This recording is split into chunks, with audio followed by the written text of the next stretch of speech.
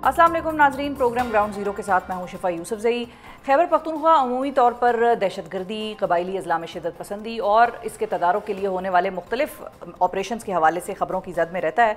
मगर इस साल का मानसून सीज़न खैबर पख्तूनख्वा के लिए अब तक एक बहुत बड़ी आजमाइश साबित हुआ है, जो कि बदस्तूर जारी है और इंसानी जानों के नुकसान और इंफ्रास्ट्रक्चर की तबाही के साथ साथ सूबे में रेस्क्यू और सैलाब मुतासरीन का बहरान एक खड़ा हो गया है। अगर 3 रोज़ कबल बुनेर की क्लाउड बर्स्ट और उसके नतीजे में आने वाले एक बड़े सैलाबी तबाही और 200 से ज़ायद इंसानी अमवात के साने का शिकार हुआ है बुनेर, तो आज ज़िला सवाबी जो है वो मूनसून बारिशों और उसके नतीजे में होने वाली हलाकतों के निशाने पर आया है।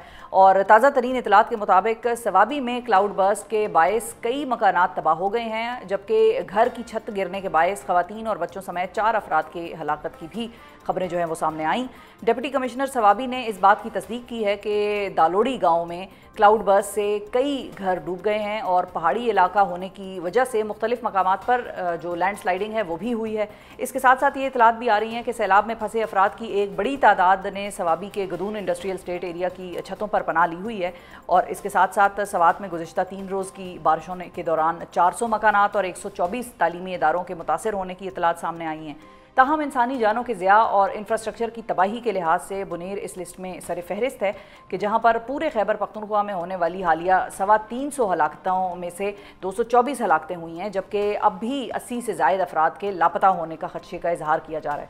जबकि बाजौड़ में सैलाब से मुतासरा इलाकों में इमदादी कार्रवाइयों के लिए जाने वाला जो खैबर पख्तूनख्वा हुकूमत का हेलीकॉप्टर था वो भी गिरकर तबाह हो गया, जिसके नतीजे में 2 पायलट समेत अमले के 5 अफराद शहीद हुए।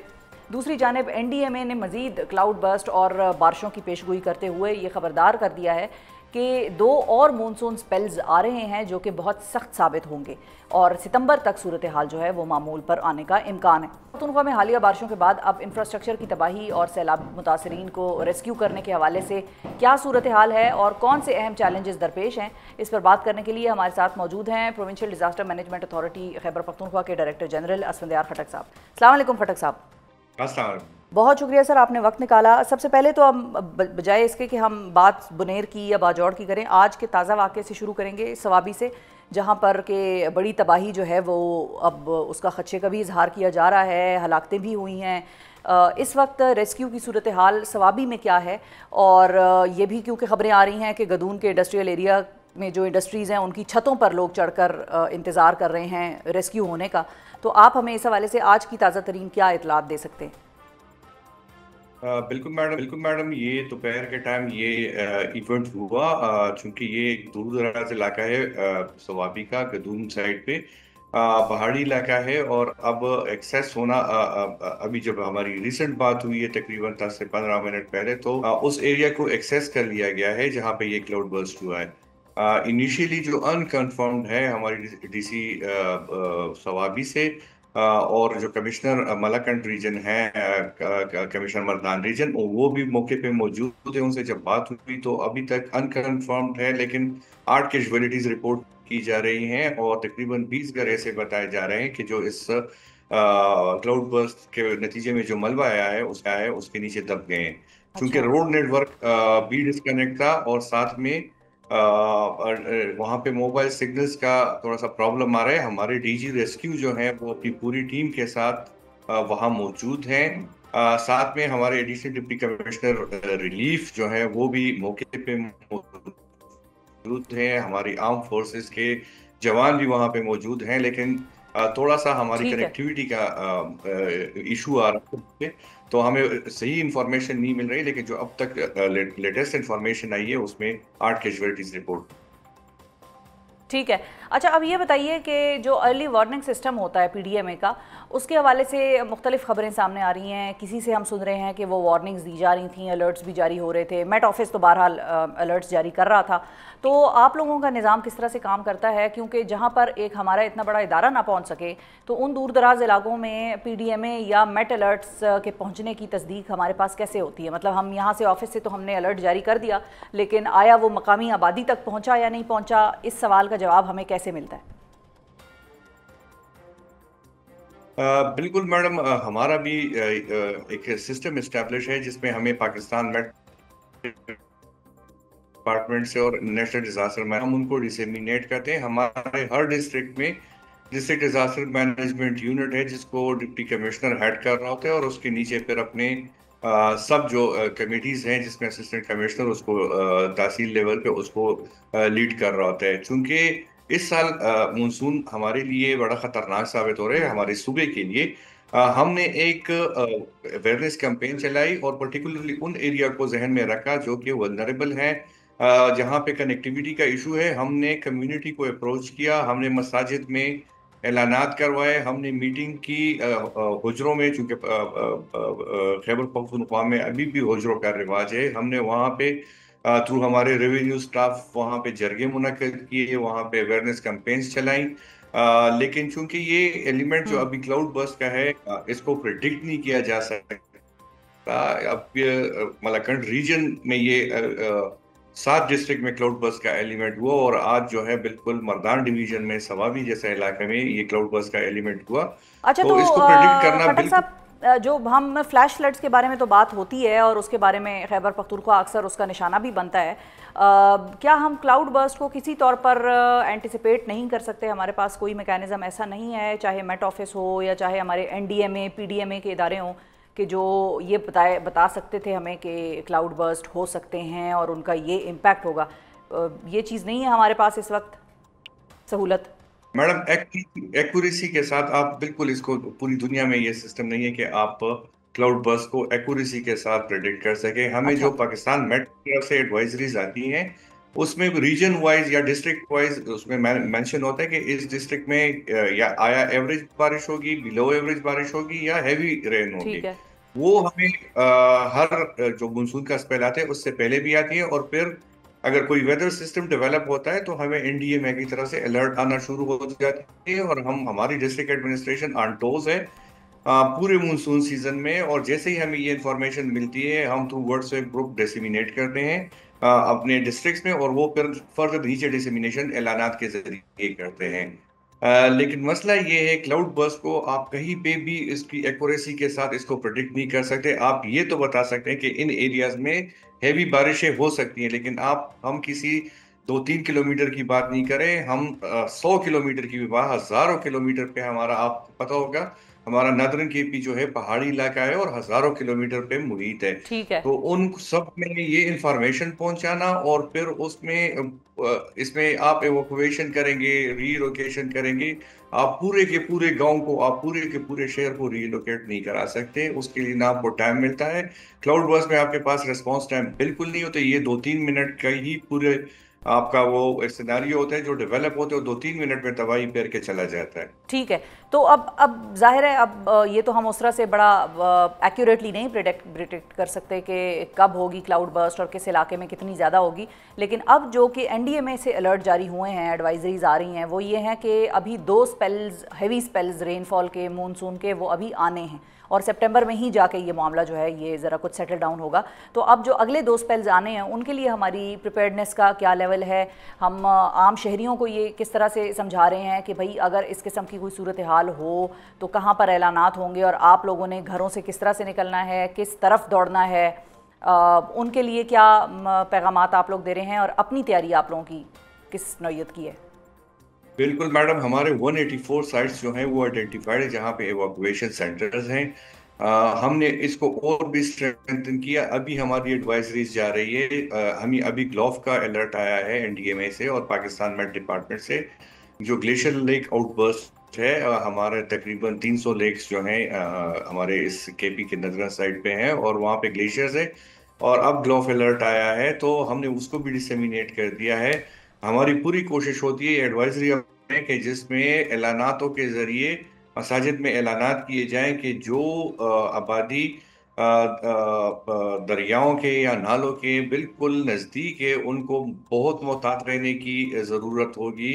और जैसे ही कोई ऐसा इवेंट डेवलप होता है उनको हमने ऐलानात के जरिए, सोशल मीडिया के जरिए, इलेक्ट्रॉनिक और मीडिया के जरिए, रेडियो के जरिए हम उनको ये समझाने की हमने ये उनको एडवाइजरी दी है कि जैसे ही सिस्टम डेवलप होता है आपने अपने घरों से निकल के ऊंचे मुकामात पे शिफ्ट होना है, और हमने उसमें एवाकुएशन सेंटर्स जो हैं वो भी आइडेंटिफाई किए।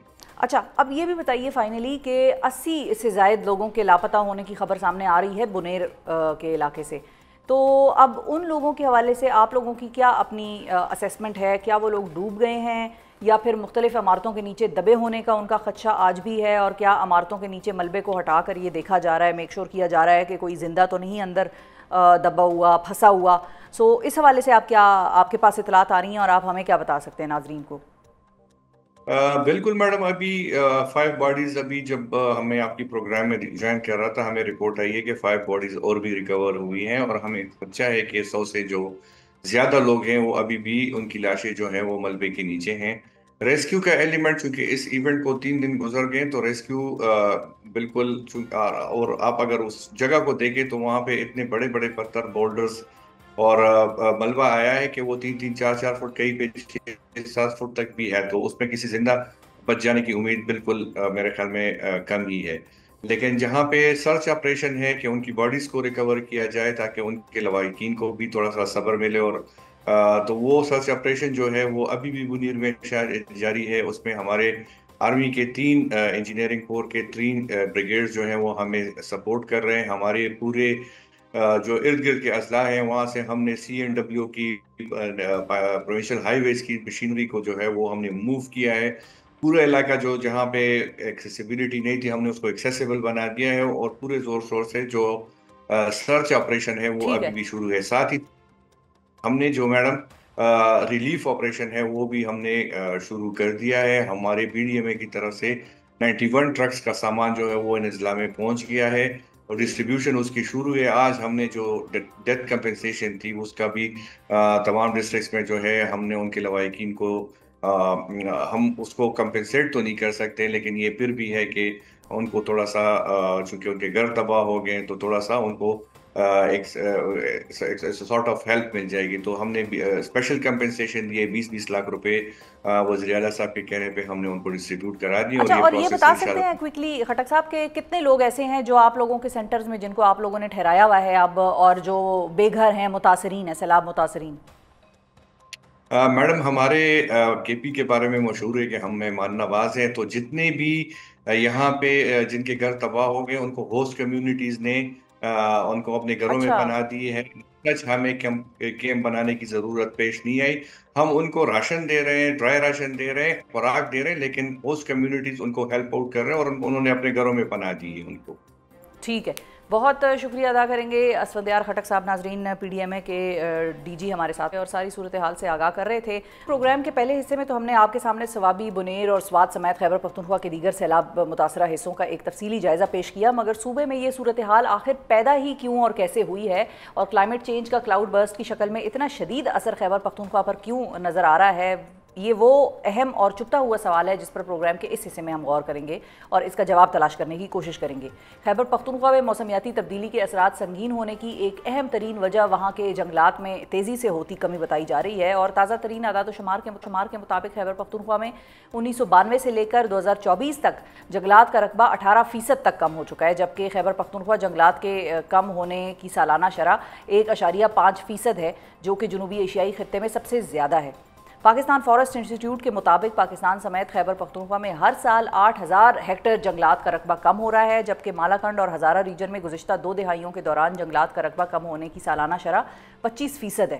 سرکاری دستاویزات کے مطابق چترال میں 1992 سے 2009 کے درمیان 3700 ہیکٹر سے زائد جنگلات ختم ہو چکے ہیں، اور ماہرین خبردار کر رہے ہیں کہ 2030 تک ان جنگلات میں مزید 23% کمی متوقع ہے۔ خیبر پختونخوا میں جنگلات کا رقبہ کم ہونے کی ایک اہم ترین وجہ لکڑی اور جنگلات کا ٹمبر مافیا کے ہاتھوں کٹائی ہے، اور اس حوالے سے ارندو گول کے علاقے میں لکڑی کی چوری کے دوران 16 لاکھ سکوائر فٹ لکڑی غیر قانونی طور پر کاٹے جانے کا بہت ذکر ہو رہا ہے، جو کہ پاکستان کی تاریخ کا سب سے بڑا لکڑی چوری کیس یا اسکینڈل کہا جا سکتا ہے اس کو۔ کالام سوات میں 1980 اور 1990 کی دہائی میں بڑے پیمانے پر لکڑی کاٹنے سے دریائے سوات کی جو کیچمنٹ ایریا ہے اس کو شدید نقصان پہنچا، جس نے 1992 اور 2010 کے سیلابوں کو مزید تباہ کن بنا دیا تھا۔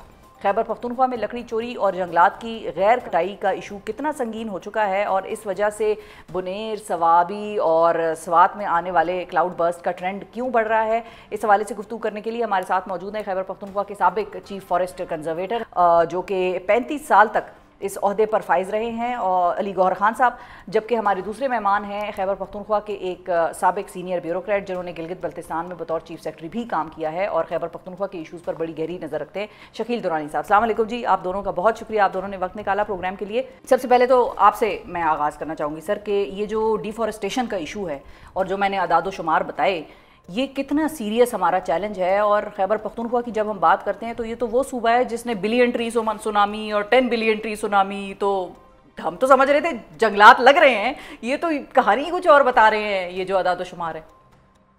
ऐसे है ना जी, thank you for having me on the show. ऐसे है कि हमारा जो सूबा है इसने प्लांटेशन साइट पे ख़ासा तवज्जो दिया है। खैबर पख्तूनख्वा में आप किसी भी रोड पे, हज़ारे में किसी भी रोड पे यू फॉलो एनी रोड और आप इर्द गिर्द देखें तो आपको यंग प्लांटेशंस मिलेंगी बेतहाशा। इसी तरह स्वात में, इसी तरह दीर में, तो खैबर पख्तूनख्वा में जो यंग प्लांटेशंस हैं उस पर काफ़ी काम हुआ है। और फिर बिलियन ट्री सुनामी एक बहुत बड़ा एक लैंडमार्क प्रोजेक्ट था जो कि खैबर पख्तूनख्वा ने इनिशिएट किया और फिर दोबारा भी 10 बिलियन पे चला गया है जो कि पूरे मुल्क ने उसको अडॉप्ट किया है। पहला जो बिलियन ट्री सुनामी प्रोजेक्ट था उसको टोटली सूबे ने अपने फाइनेंस से उसको फाइनेंस किया। अच्छा। और वो उसमें उन्होंने उस प्रोजेक्ट को पाए तकमील तक पहुंचाया। लेकिन साथ साथ इसके साथ चूँकि गुर्बत बहुत ज़्यादा है, लोगों की लालच बढ़ती चली जा रही है, गवर्नमेंट की ईवानों में जो इरोजन है वो भी जारी है, इसी तरह जो ब्यूरोक्रेसी है, इसी तरह जो हमारे टेक्निकल डिपार्टमेंट्स है उसी तरह वो भी इरोड होते जा रहे हैं। तो जो हमारे मैच्योर फॉरेस्ट हैं जिसके 100 छोर हैं, जिसके हर जगह लोग तवक्को रखते हैं कि अगर मेरे घर के सामने 20, 30, 40, 50 हज़ार का एक दरख्त खड़ा है तो क्यों ना मैं उसको काट के मार्केट में बेच दूँ ताकि मेरे बच्चों के काम आ सके।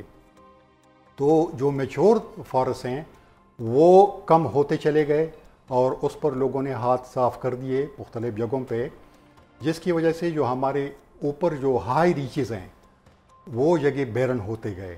अच्छा। और अगर आपके चूँकि मैच्योर ट्रीज़ आप नीचे से लोगों ने शुरू किया, आगे ऊपर जाते गए और सबसे ज़्यादा जो मैच्योर ट्रीज़ थे वो ऊपर रीचेज़ में थे, तो उस तक लोग पहुँचे और वो मैच्योर ट्रीज़ उसमें से निकलते गए। फॉरेस्ट ऐसा है ना कि फॉरेस्ट एक नेचुरल फिनोमेना है और फॉरेस्ट कभी ख़त्म नहीं होता। आप एक दरख्त काटोगे तो उसके नीचे बहुत सारे नए यंग सीडलिंग्स आ जाएंगी। अच्छा। एक दरख्त अगर आप नहीं काटते वो भी नुकसान है। दरख्त ऐसे है कि अगर वो ओवर मैच्योर हो जाए, उसका साया इतना बढ़ जाए ज़मीन पे कि ज़मीन नीचे कुछ और चीज़ लग ना सके, उग ना सके। ठीक है। और रूट कंपटीशन इतनी ज़्यादा हो जाए कि सारे न्यूट्रिएंट वही एक दरख्त खा रहा है, तो उसको फिर वुल्फ ट्री कहते हैं। और वुल्फ ट्री अपने नीचे नए दरख्त नहीं छोड़ता। तो ये भी एक हमारे वर्किंग प्लान का एक हिस्सा है कि आप मैच्योर ट्रीज काटोगे, नए यंग सीडलिंग को मौका मिलेगा, नया फॉरेस्ट आएगा। तो आप अगर हज़ारे में जाएं, आप अगर स्वात में जाएं, तो जो जगह खटी हैं उसमें ये यंग सीडलिंग्स बेतहाशा आई हैं। और वो ये नहीं कि वो बिल्कुल बैरन है, इंशाल्लाह कुछ अरसे में वो भी एक प्रॉपर जंगल बच जाएगा। अच्छा। लेकिन मैच्योर ट्रीज़ जो लोगों ने जो जो जो जो शोर मचा हुआ है वो इस चीज़ का है कि एक तरीक़ाकार है जिसको साइंटिफिक फॉरेस्ट मैनेजमेंट कहते हैं कि एक फॉरेस्ट है एक इलाके का, उसका एक 20 इयर्स या 10 इयर्स का आप एक मैनेजमेंट प्लान बनाते हैं। उस मैनेजमेंट प्लान में ये होता है कि उसमें इवन ये भी पता होता है कि इस जंगल में कितने दरख्त हैं, how many trees are there. अच्छा, बाकायदा काउंटिंग। बाकायदा वो उसके अपने फार्मूले हैं, उन फार्मूलों को लगा के आप हमें पता होता है कि नारान का जो पिछला हिस्सा है उसके लालाजार वगैरह इस जंगल में हमारे पास कितने दरख्त हैं। फिर हमें ये भी पता होता है कि ये दरख्त कितनी क्यूबिक फीट सालाना के हिसाब से ये ग्रो कर रहे हैं। ठीक है। तो पूरे जितनी भी दरख्त हैं उसको आप मल्टीप्लाई करते हैं, उससे आपको पता चलता है कि इस इलाके से मैं इतना वॉल्यूम टिम्बर का निकालूंगा तो फिर भी जंगल की सेहत पर कोई असर नहीं पड़ेगा। अच्छा।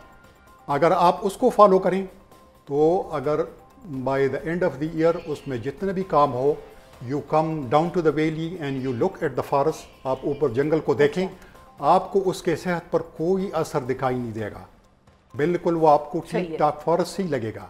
लेकिन इसको लोगों ने वायलेट किया। इसको लोगों ने दो तरीक़ों से वायलेट किया। एक, लोगों ने इसको वायलेट किया कि जी जंगल बहुत पुराना हो गया है और इसमें डिजीज़ और डाइंग और विंड फॉल्स और ये बहुत ज़्यादा हो गई हैं, तो लिहाजा हम इसमें से ये चीज़ें निकाल लेते हैं, ये दरख्त निकाल लेते हैं। 3Ds का नाम दे दिया कि ये 3Ds दरख्त जो है ना, हम इसका वो निकाल लेते हैं। इसका भी प्रॉपर वर्किंग प्लान में एक प्रॉपर इसका एक वो होता है, मतलब working plan cater for this. Working plan में एक कंपार्टमेंट है से 100 हेक्टेयर का, 100 एकड़ का, उसमें आपने प्रिस्क्राइब किया है कि इसमें से इस साल 50,000 क्यूबिक फीट लकड़ी निकलेगी, और आप उससे ज़्यादा अगर चले जाते हैं तो आपने वायलेशन कर दी। ठीक है। अच्छा, अब अली साहब आपकी तरफ में दोबारा आऊँगी, दुरानी साहब को भी शामिल गुफ्तगू करते हैं। दुरानी साहब, अब ये 18% जो हमारा रकबा जो फॉरेस्ट का था वो हमसे छीन लिया गया, जो भी हुआ, अब ये तो आप ही हमें बताएंगे और समझाएंगे कि ये इतने सालों में ये हमारा फॉरेस्ट श्रिंक होता रहा, या इसको कह लें भाई लकड़ी टिम्बर माफिया अपना काम करता रहा, तो ये किस तरह से फैसिलिटेट होता रहा? हम अगर इस्लामाबाद की बात करें, वैसे तो बड़ा एक सोफिस्टिकेटेड शहर है, इसको कंपैरिजन हम नहीं कर सकते दूर दराज के इलाकों से, लेकिन इस्लामाबाद में अगर हमने अपने घर के बाहर लगे हुए दरख्त की छांटी भी करनी है तो we have to call CDA, उससे हमने परमिशन लेनी है, फिर उन्हीं का आरा आएगा, फिर वही आरा आके हमारे दरख्त के घर के बाहर वाले दरख्त की छांटी करेगा। काटने का तो अभी मैं बात ही नहीं कर रही। तो इन इलाकों में ये कैसे दरख्तों की कटाई हो जाती है? ये लकड़ी ट्रांसपोर्ट हो रही होगी, कहीं तो जाती होगी, तो ये ब्यूरोक्रेसी क्या करती है इस सारे मामले को रोकने के लिए, या उनकी कनाइवेंस के साथ ये चीज़ होती है? मतलब we are unable to understand कि ये होता किस तरह से। जी हाँ, देखिए ये कोई नया फिनोमेना नहीं है। पिछले 30, 40, 50 साल से जो गवर्नेंस है वो मुनासिब नहीं है, इट्स ए पुअर गवर्नेंस। और जो फॉरेस्ट्री है या जो सरकारी एहलकार हैं या even the politician in power, ये उनकी ज़िम्मेदारी बनती है, लेकिन अनफॉर्चुनेटली शुरू से 40-50 साल से यही काम हो रहा है। कागान, नारान में, गलियात में, बटाग्राम में, स्वात में ये बेदरेग फॉरेस्ट की फेलिंग्स हो रही हैं। और जैसे अली गौर साहब ने बताया कि जो वर्किंग प्लान है उसके मुताबिक नहीं है। जब कोई पूछने वाले नहीं है तो ऑब्वियसली लोग इसको मिसयूज़ करते हैं। अभी आप देखें, वो एक यहाँ पे जर्मन था जो कि जिसकी खैबर वुड इंडस्ट्री थी, उसकी बड़े आला टॉप क्लास फर्नीचर बनाता था। तो मुझे कह रहा था कि for every tree that he cuts, वो उसके जगह 6 और उगाते हैं अपने ख़र्चे पे। लेकिन वो जर्मन था, तो जर्मन से तो आप एक्सपेक्ट कर सकते हैं। हमारे जो ठेकेदार थे उनमें से पॉलिटिशियन ज़्यादा थे, उनसे कोई पूछने वाला नहीं था, जिसकी वजह से ये दरख्तों की और फॉरेस्ट की एक्सट्रीम वो कटिंग्स हुई हैं। अभी चित्राल की बात करें जी, चित्राल में जो बरीर और बम्बुरेत वो कैलाश एरिया है, वहाँ पे दरख्त ज़्यादा काटे जाते हैं क्योंकि कैलाश इज़ अ माइनॉरिटी, उनका वो न्यूसेंस वैल्यू नहीं है जो कि बाकियों को होता है, तो जिसकी वजह से उनके दरख्त ज़्यादा काटे जा रहे हैं। अभी अरंदू में जो काम हुआ है जिसमें 8 अरब रुपए का, वो उसकी वीडियोस भी 16 लाख, जी हाँ, वो है। अब ये काम जैसे मैंने कहा नया नहीं है, हमेशा से था, and I think it's a result of poor governance since the very beginning. और पिछले कुछ सालों में KP में इन्होंने काफ़ी अच्छा काम किया है, जो बिलियन ट्रीज़ हैं वो भी लगवाए हैं। लेकिन जैसे अली गौर साहब कह रहे थे कि what you are cutting are mature conifers, junipers, pine trees, देवदार्स, and what you are जो आप प्लांट कर रहे हैं वो पॉपुलर है और यूकलिप्टस है और इस किस्म के दरख्त हैं।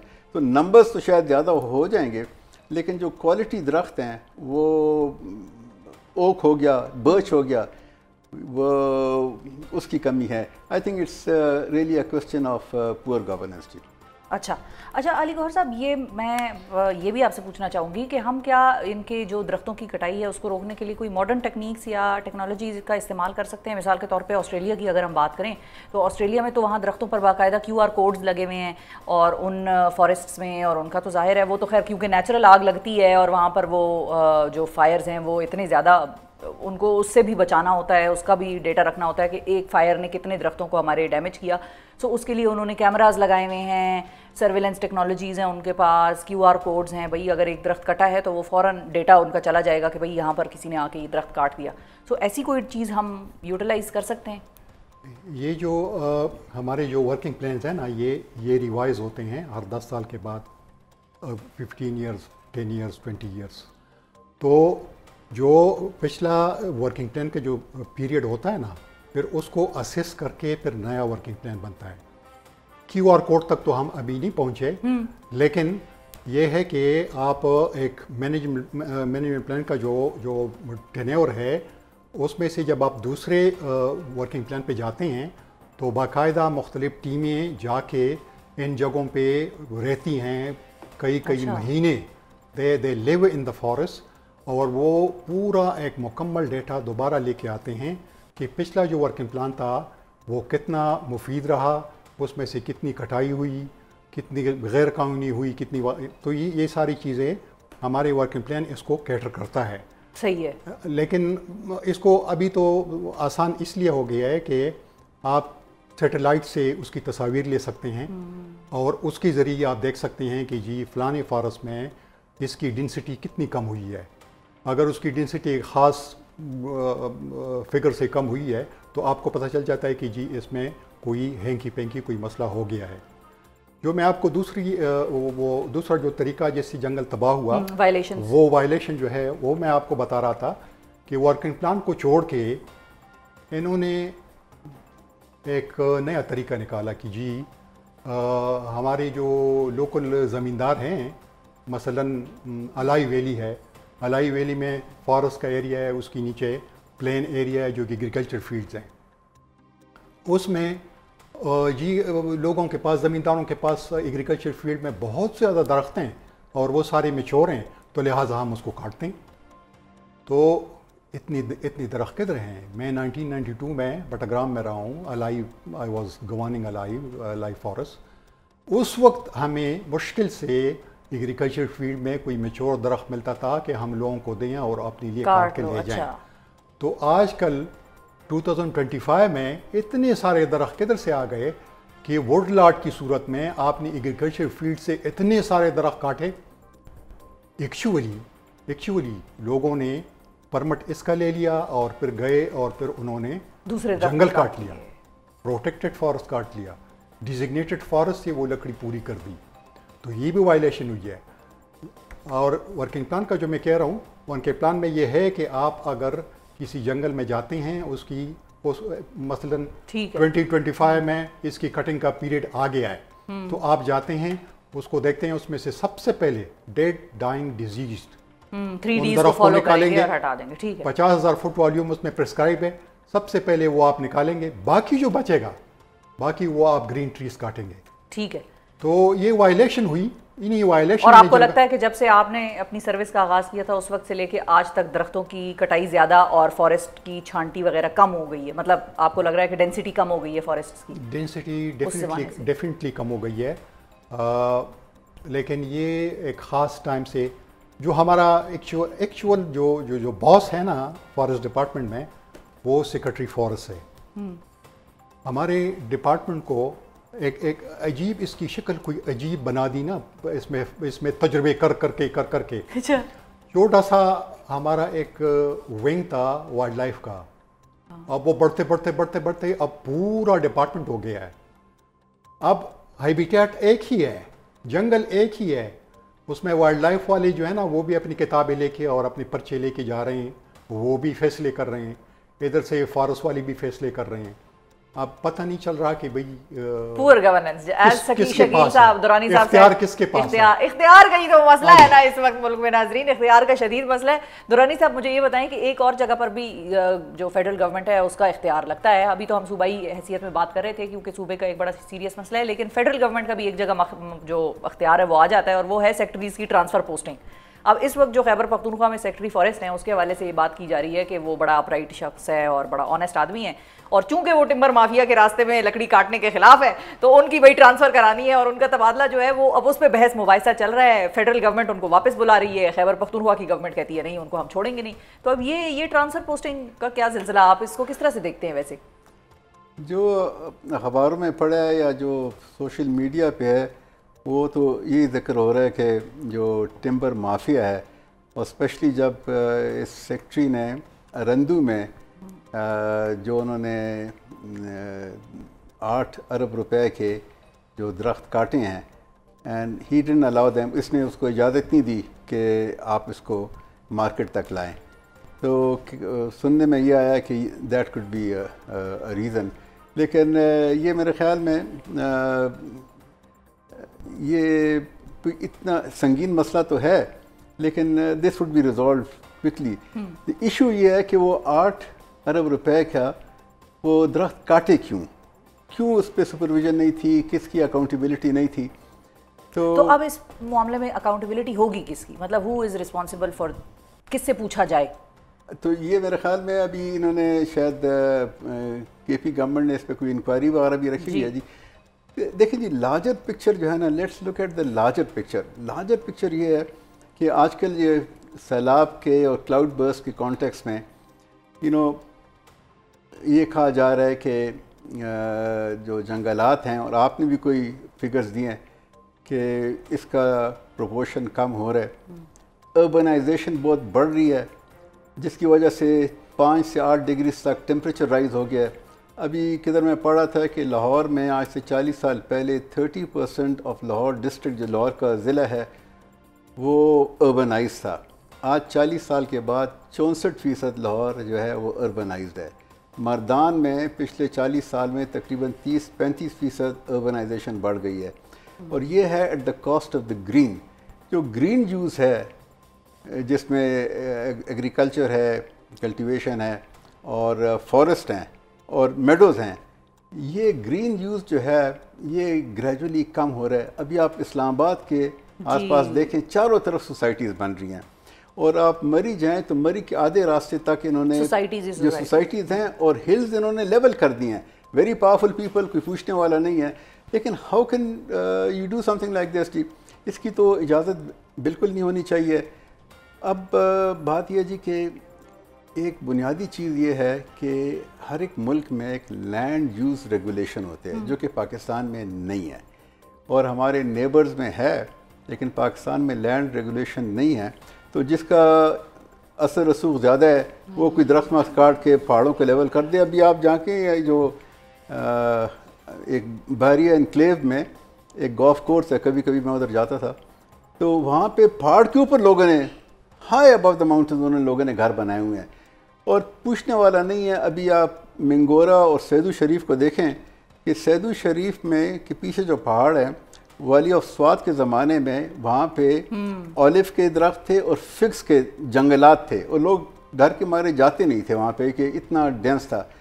تو اس دن مجھے سوات جانے کا اتفاق ہوا، اور وہاں پہ لوگ اوپر جا رہے ہیں، پہاڑوں کے اوپر بنا رہے ہیں. میرے خیال میں اگلے 4 سال میں پیک تک پہنچ جائیں گے. یہی حال ایبٹ آباد کے ارد گرد جتنے وہ پہاڑ ہیں لوگ اس کے اوپر جا رہے ہیں کیونکہ پوچھنے والا نہیں ہے، لینڈ ریگولیشن نہیں ہے. اور جو اتنا نقصان ہوا ہے بنیر میں اور پشاور میں اور سوات میں، یہ اس کی وجہ یہ ہے کہ جو نیچرل فلو تھا ریورز کا وہ آپ نے بند کر دیا ہے. اس اگین کوئی پوچھنے والا نہیں ہے اس میں. And rivers and nature are very unforgiving, وہ اپنا بدلہ لے گی. اگر لینڈ یوز ریگولیشن کریں کہ بھئی اس علاقے میں 5 سال 10 سال کے بعد فلڈز آ سکتے ہیں، یہاں پہ کوئی کنسٹرکشن نہ کرے، لیکن کیونکہ وہاں پہ ان کے پوچھنے والا نہیں ہے اور لوگ بھی پھر نہیں سمجھتے. ابھی بالکل سوات ریور میں جی دونوں طرف میکسیمم فلڈ لیول ہے، وہ مارکڈ ہے، کہ میکسیمم فلڈ لیول سے نیچے آپ گھر نہیں بنائیں گے. لوگوں نے گھر بنایا, لوگوں نے پگوڈا و دیواریں دریا کے اندر بنا دی ہیں جی. اور اچھا اس پہ عدالت نے اسٹے دے دیا, جب وہ انکروچمنٹ کا معاملہ ہوا تو اس پہ عدالتوں نے اسٹے دے دیا. تو کوئی پوچھنے والا نہیں ہے. شکیل درانی صاحب کا آج کا تاریخی جملہ یہ یاد رکھیں, یہ مسائل کی ہماری جو جڑ ہے نا وہ یہ ہے کہ کوئی پوچھنے والا نہیں. بہت شکریہ ادا کریں گے شکیل درانی صاحب آپ کا, آپ نے وقت نکالا. تھینک یو علی گور خان صاحب, آپ نے بہت انلائٹنگ گفتگو ناظرین ہوئی آج کے. ہم کوشش کہ ہم اس ایشو کو سمجھنے کی کوشش کریں, آپ کو بھی سمجھائیں اور تھوڑا پرابلم کی ڈیپتھ تک جائیں, سپرفیشل بات نہ ہو. سو آئی ہوپ کہ آپ لوگوں کو یہ سیگمنٹ سن کر کچھ معلومات ملی ہوں گی, میری بھی معلومات میں اضافہ ہوا. پروگرام میں ہم بات کریں گے ضلع باجوڑ کی, جو کہ 3 روز قبل تک تو دہشت گردی کے خلاف شروع ہونے والے ٹارگیٹڈ آپریشن کی, اور اس کے نتیجے میں 40,000 سے زائد IDPs کی وجہ سے خبروں کی زد میں تھا.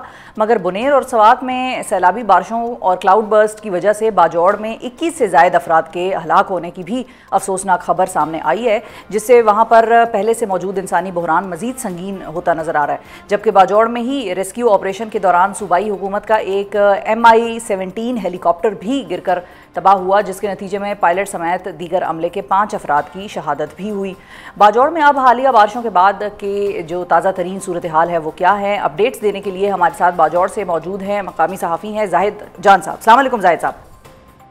جی السلام علیکم. بہت شکریہ زاہد صاحب, آپ نے وقت نکالا. سب سے پہلے تو یہ بتائیں کہ باجوڑ میں جو حالیہ بارشیں ہوئی ہیں اس سے کیا تباہی آئی ہے, اور وہ کتنی سنگین تھی سچویشن, اور کتنی شدید بارشیں تھیں وہاں پر؟ جی بالکل, بہت مشکل تھا حکومت کے لیے, ضلعی انتظامیہ کے لیے, کیونکہ ایک طرف تو 50,000 کے قریب IDPs ان کا سنبھالنا, دوسری جانب جو حالیہ بارش ہوئی تھی تو باجوڑ کی دور افتادہ علاقہ ہے تحصیل سالارزئی, جو بالکل پاک افغان بارڈر پر واقع ہے. وہاں پر جو سیلاب نے تباہی مچا دی تھی, پوری ایک گاؤں جس میں تقریباً 21 افراد جو ہے وہ جاں بحق ہوئے تھے. اب دیر پہلے ریسکیو 1122 کے اہلکاروں نے وہاں پر مقامی لوگوں اور جو متاثرہ خاندان ہیں ان کے ساتھ ایک پریس ریلیز انہوں نے جاری کی تھی کہ ہم نے ان 21 افراد میں 20 افراد کو نکالا ہے, جبکہ ایک جو نوجوان ہے وہ ابھی تک لاپتہ ہے. تو ٹوٹل وہاں پر 21 افراد ان کی اموات ہوئی تھی, اس طرح 3 افراد اس میں زخمی ہوئی تھی. اچھا یہ بتائیے زاہد کہ یہ جو ریسکیو کا سارا آپ معاملہ بتا رہے ہیں, یہ کون سے افراد کی بات آپ کر رہے ہیں؟ کیا جو کیمپوں میں جو رہ رہے تھے IDPs ان کی بات کر رہے ہیں, یا جو گھروں میں مقیم تھے اپنے گھروں میں ان کی بات کر رہے ہیں؟ جی جی جی نہیں, یہ جو میں فلڈ کی بات کر رہا ہوں, جو پاک افغان بارڈر پر واقع علاقہ ہے جہاں پر 3 دن پہلے بارشوں نے تباہی مچا دی تھی, وہاں پر بھی آسمانی بجلی, ہم تو آسمانی بجلی کہتے, تو وہ وہاں پر بھی بہت زیادہ وہ سیلاب آیا تھا, جس کی وجہ سے 3 مکانات مکمل طور پر تباہ ہوئی تھی. اسی سیلاب کی وجہ سے 21 افراد جو ہے وہ جاں بحق ہوئے تھے. ٹھیک ہے, اور سالارزئی میں آپریشن کے لیے کہ جو خطرات تھے وہ نہیں تھے, آپریشن تو نہیں ہو رہا تھا نا سالارزئی میں؟ جی نہیں, سالارزئی عوام نے پہلے بھی وہ لشکر کشی کی تھی, اور اس دفعہ بھی جب آپریشن شروع ہو رہا تھا تو اس سے پہلے پورے اقوام میں جگہ جگہ پر وہاں پر مقامی لوگوں نے, مشران نے جرگی کیے تھے کہ ہم یہاں پر کسی قسم کی بدامنی برداشت نہیں کریں گے, اور ہم افواج پاکستان اور پاکستان کے ساتھ ہوں گے. ٹھیک ہے, ٹھیک ہے. اچھا اب یہ بتائیے کہ ایک طرف تو یہ ساری سیلاب کی صورتحال ہے, اب دوسری طرف جو باجوڑ میں IDPs کا معاملہ ہے وہ اس وقت کیسے ہیں, ان کی کیا مسائل میں کوئی کمی واقع ہوئی ہے, رجسٹریشن کا عمل اور جو ان کو کمپنسیشن دینے کا عمل تھا اس کا آغاز ہو سکا؟ آج سے شروع ہوا تھا, لیکن باجوڑ میں بدقسمتی سے ایک ہی نادرا سینٹر تھا جہاں پر ان لوگوں کے رجسٹریشن جاری تھی.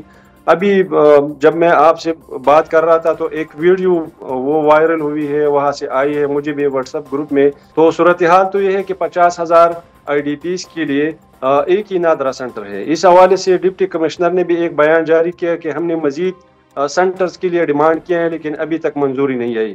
تو باجوڑ میں اس وقت جو تعلیمی ادارے ہیں یا دیگر پرائیویٹ سکول ان کے لیے مختص کی گئی ہے IDPs کے لیے, اس میں تقریباً 23,400 کے قریب اس طرح باجوڑ سپورٹس کمپلیکس کو ملا کر 23,400 کے قریب IDPs مقیم ہے. اس طرح لوگوں کے گھروں میں اور دیگر جگہوں پر جو ہے وہ 20 سے 25,000 جو ہے وہ متاثرین ابھی مقیم ہے.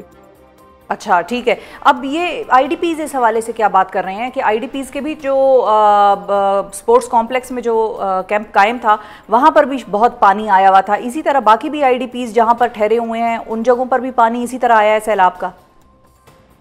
جی بالکل، باقی جگہوں میں بھی یہی مشکلات ہے، یہی مسائل ہیں. زیادہ تر سکولز یا کالجز باجوڑ جیسے علاقے میں پہلے سے 24 گھنٹے میں 1 یا 2 گھنٹے بجلی وہ ہمیں دی جاتی ہے.